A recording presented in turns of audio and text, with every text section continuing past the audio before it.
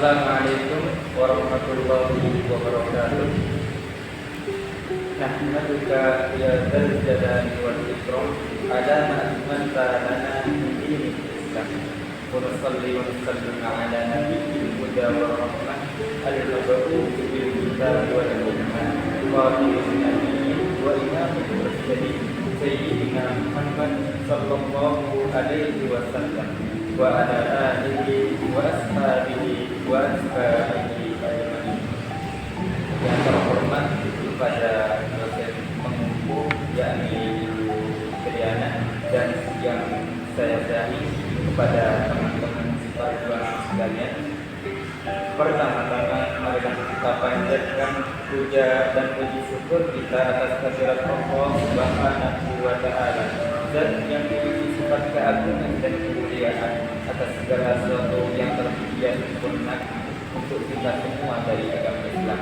Kedua kalinya marilah mengaturkan salawat serta salam atas junjungan Nabi besar kita Nabi Muhammad sallallahu alaihi wasallam yang telah membawa umat manusia dari zaman kebodohan menuju zaman yang terang benderang ini, yakni akhir Islam. Berbicara mengenai kepentingan bahasa Arab di dalam kegunaannya di kehidupan ini.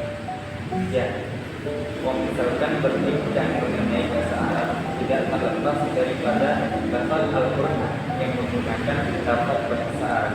Tentunya ketika kita membaca Al-Quran bukan hanya sekedar membaca Al-Quran, akan tetapi pula mentadabburi isi Al-Quran yang berbahasa Arab itu.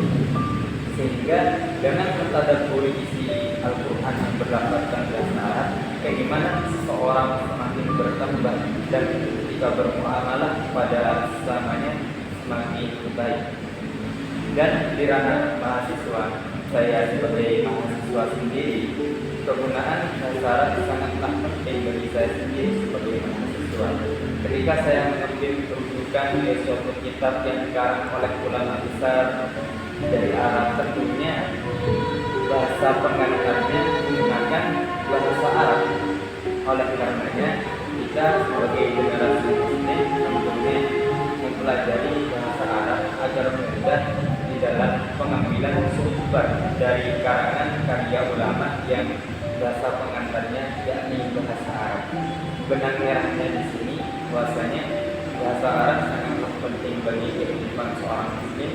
Bahasa Arab digunakan sebagai bahasa pengantar Al-Quran, di mana kita mentadabburi Al-Quran. Di samping itu, bahasa Arab sebagai bahasa pengantar daripada karya ulama yang bertentangan mengenai ajaran Islam maupun yang lainnya. Oleh karenanya kita sebagai mahasiswa mempelajari bahasa Arab agar mudah di dalam mempelajari ajaran agama Islam.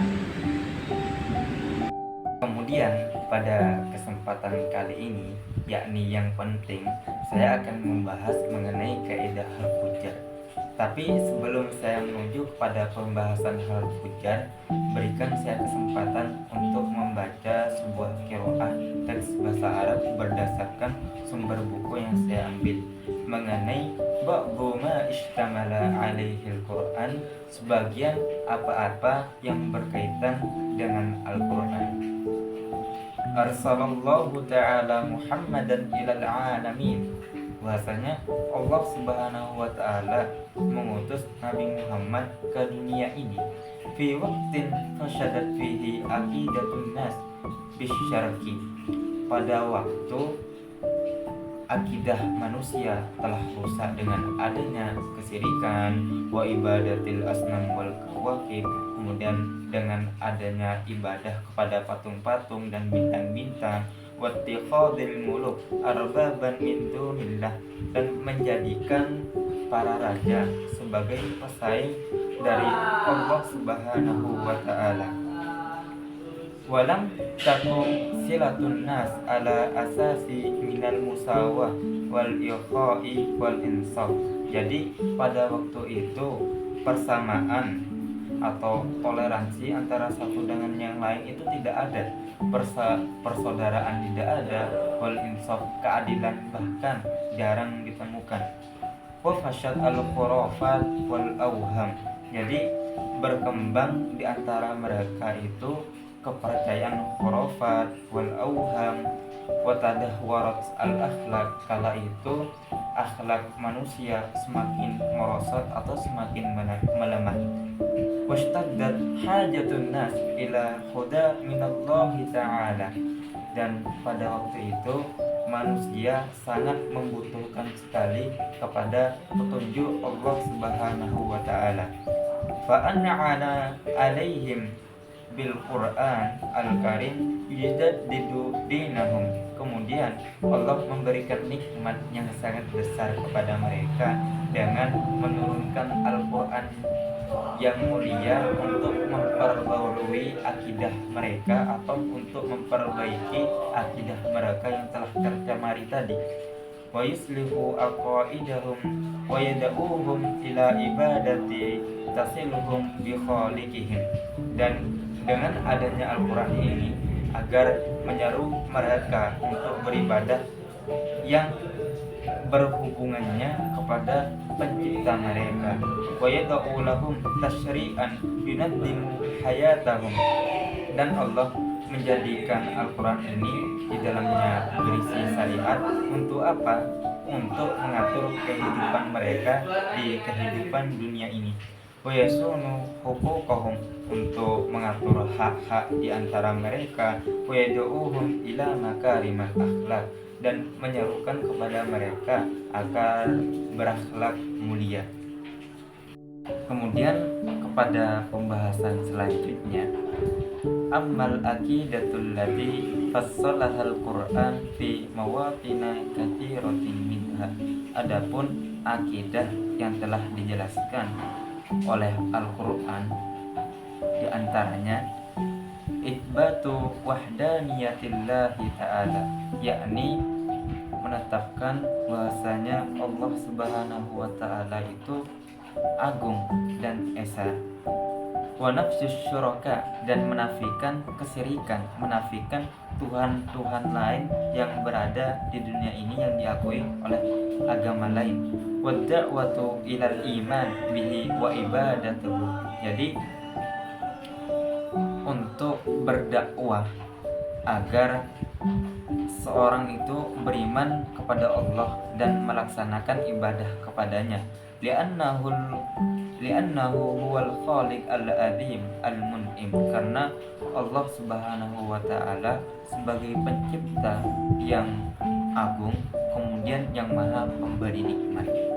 Yang kedua, al-imanu bir-rusul as-sabiqin wa bil kutub as-samawiyati, keimanan kepada rasul-rasul sebelum Nabi Muhammad dan kepada kitab-kitab yang turun dari langit, wal malaikatu wal malaikati wal yaumil akhir wa ma fihi min jaza, dan beriman kepada malaikat dan hari akhir dan seluruhnya itu mendapatkan balasan. Kemudian yang pembahasan yang kedua, ammal ibadatu fahiya as-salatu was-shaumu waz-zakatu wal hajju wal ayatu sharihatun fi fardiha.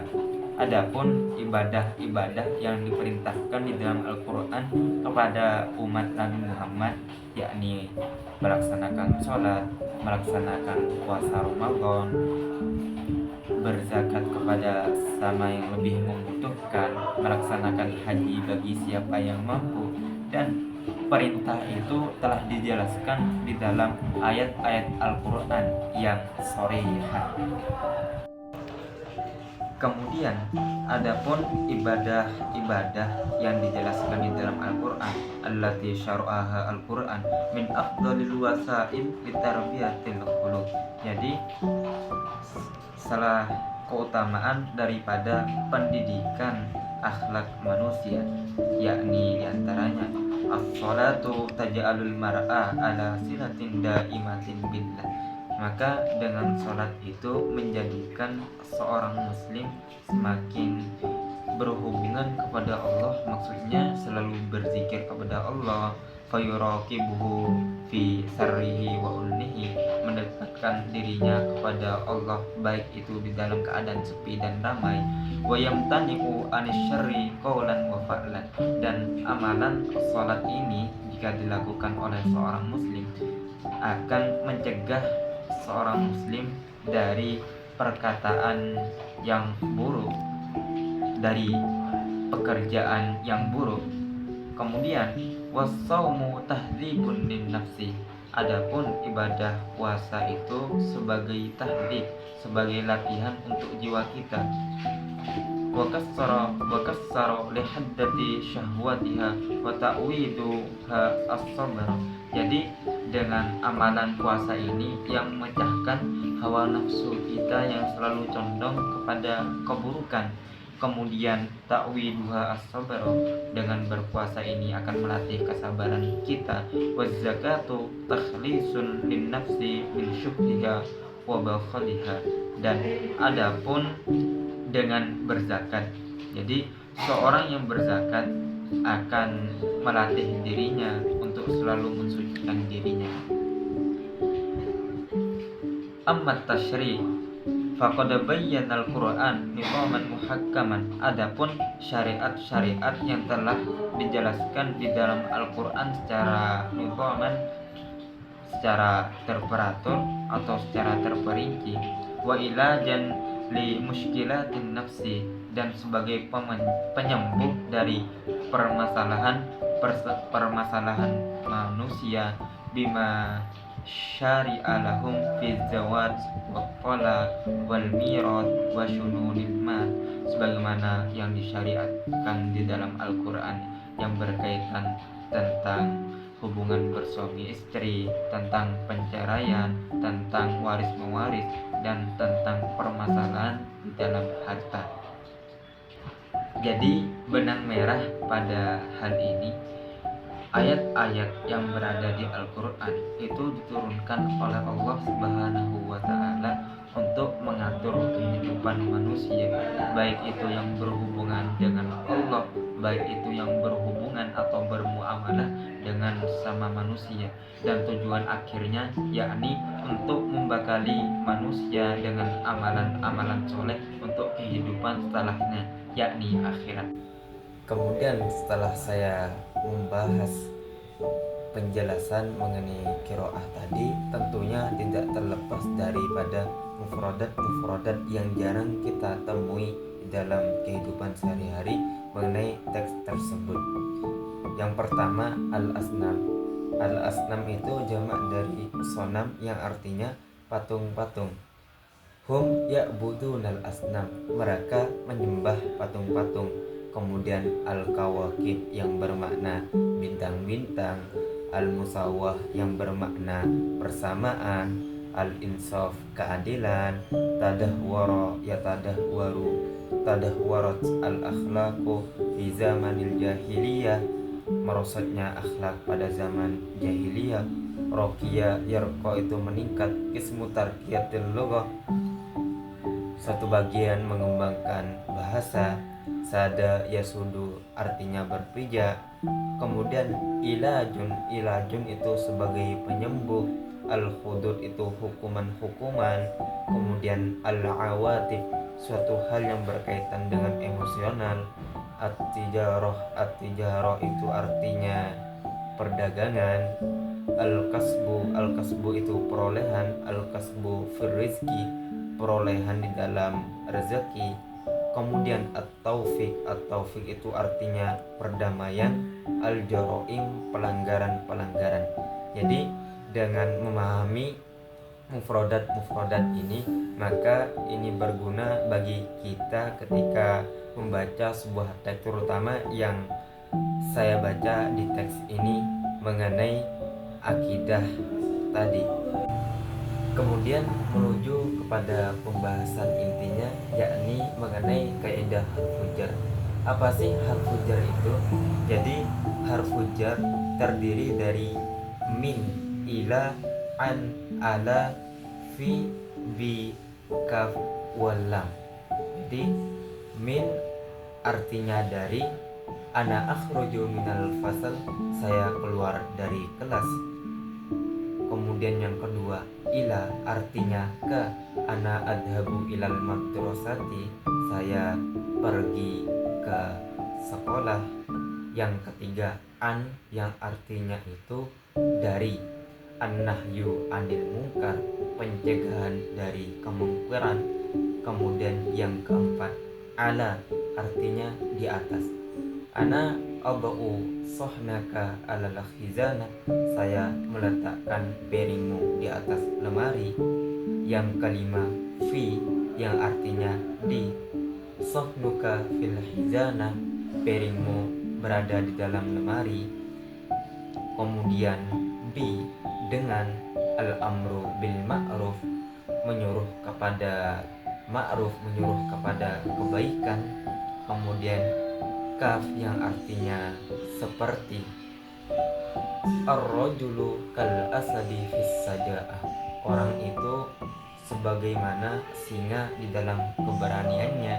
Kemudian yang terakhir itu lam yang artinya untuk, ana adhabu ila Jakarta lidirosati, saya pergi ke Jakarta untuk pembelajaran untuk menuntut ilmu. Sehingga daripada hal inilah kita mengetahui bahasanya mengetahui kaidah harfu jar itu sangat penting sekali dalam struktur kata bahasa Arab, sehingga harfu jar itu sebagai pelengkap pada suatu kalimat yang membutuhkannya, sehingga tidak akan sempurna makna kalimat di dalam bahasa Arab kecuali dilengkapi dengan harfu jar ini. Dan alhamdulillah, setelah saya membahas qiraah tadi dan sampai kepada pembahasan harfu jar, jadi apabila dari Ibu pengampu matkul bahasa Arab, Ibu Fitriana, dan teman-teman seperjuangan sekalian mendapati sebuah kesalahan di dalam penjelasan saya, tolong ditambahkan penjelasannya lagi atau diperjelas penjelasan saya ketika berada di kelas nantinya. Dan untuk kata-kata hari ini, bil lughati naqbidul alam, dengan bahasa kita genggam dunia. Ijhad wala taksal wala takun ghafilan, bersungguh-sungguhlah dan jangan bermalas-malasan. Wabillahi fi sabil khair fastabiqul khairat. Assalamualaikum warahmatullahi wabarakatuh.